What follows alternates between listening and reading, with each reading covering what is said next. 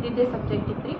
ಹಂಗಾಗಿ ನಮ್ಮ ಟೀಚರ್ಸ್ ಆಗಲಿ ನಮ್ದು ಯಾರೇ ನನಗೇನೋ ಗೈಡ್ ಮಾಡ್ಬೇಕಂದ್ರೂ ನಾ ಅದನ್ನು ಸರಿಯಾಗಿ ಲಕ್ಷ್ಯ ಕೊಟ್ಟು ಕೇಳೋದಾಗಲಿ ಮತ್ತು ನೋಟ್ಸ್ ಮಾಡೋದಾಗಲಿ ಎಲ್ಲನೂ ಪ್ರಾಪರಾಗಿ ಇಟ್ಕೋತೀನಿ.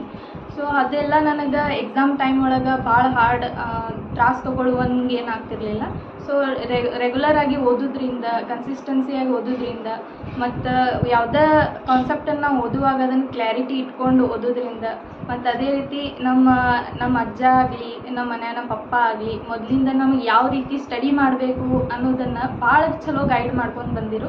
ಅದು ನನಗೆ ಭಾಳ ಪ್ಲಸ್ ಪಾಯಿಂಟ್ ಆಗಿ ಸ್ಕೋರ್ ಮಾಡಿ. ಮಮ್ಮಿ ಅಂತೂ ನನಗೆ ಸತತ ನನ್ನ ಹೆಲ್ತ್ ಬಗ್ಗೆ ಆಗಲಿ, ನಾ ಎಲ್ಲೇ ಹೊರಗೆ ಹೋಗಲಿ ಅಥವಾ ಮನೆಯೊಳಗೆ ಇರಲಿ ನನಗೆ ಕಾಲ್ ಮಾಡಿ ಹೇಳೋದಾಗಲಿ, ಅಲ್ಲಿ ನಮ್ಮ ಹಾಸ್ಟೆಲ್ ಒಳಗಿರುವಾಗ ಹಂಗಿರು ಹಿಂಗಿರು, ಹೆಲ್ತ್ ಬಗ್ಗೆ ನೋಡ್ಕೋ, ನೀರು ಜಾಸ್ತಿ ಕುಡಿ, ಊಟ ಸರಿಯಾಗಿ ಟೈಮ್ ಮಾಡು, ಫ್ರೂಟ್ಸ್ ತಿನ್ನು, ಡ್ರೈ ಫ್ರೂಟ್ಸ್ ಎಲ್ಲದ್ದು ಪ್ರತಿಯೊಂದು ಮನೆಯಿಂದ ಊಟ ಕಳಿಸೋದಾಗಲಿ ಪ್ರತಿಯೊಂದೂ ನನಗೆ ಎಲ್ಲ ಸಣ್ಣಾಗಿದ್ದಂದ ಇಲ್ಲಿ ನನ್ನ ಎಜುಕೇಷನ್ ಮುಗಿಯುವ ತನೂ ಹೆಲ್ಪ್ ಮಾಡ್ಯಾರ. ಈಗ ನಾ ಜಾಬ್ ಮಾಡಕತ್ತೀನಿ ಆದ್ರೂ ನನಗೆ ಅದೇ ರೀತಿ ಸಪೋರ್ಟ್ ಐತಿ. ಮುಂದೆ ನನಗೆ ಯಾವುದೇ ಒಂದು ರಿಸರ್ಚ್ ಆಗಲಿ ಮತ್ತು ಯಾವುದೇ ನನಗೆ ಕೆಸೆಟ್ ಆಗಲಿ ಅಥವಾ ನೆಟ್ ಆಗಲಿ ಯಾವುದೇ ಈಗ ನೆಕ್ಸ್ಟ್ ನಂದು ಸಕ್ಸಸ್ ಆಯ್ತಂದ್ರೆ ನಾ ಅದ್ರ ಒಳಗನ ಕಂಟಿನ್ಯೂ ಮಾಡಿ ಅದ್ರೊಳಗೂ ಪರ್ಫೆಕ್ಷನ್ ಆಗಿ ನನಗೆ ಡಾಕ್ಟರೇಟ್ ತಗೊಳ್ಳೋದೈತಿ. ರಿಸರ್ಚ್ ಒಳಗನೆ ಮಾಡೋದೈತಿ.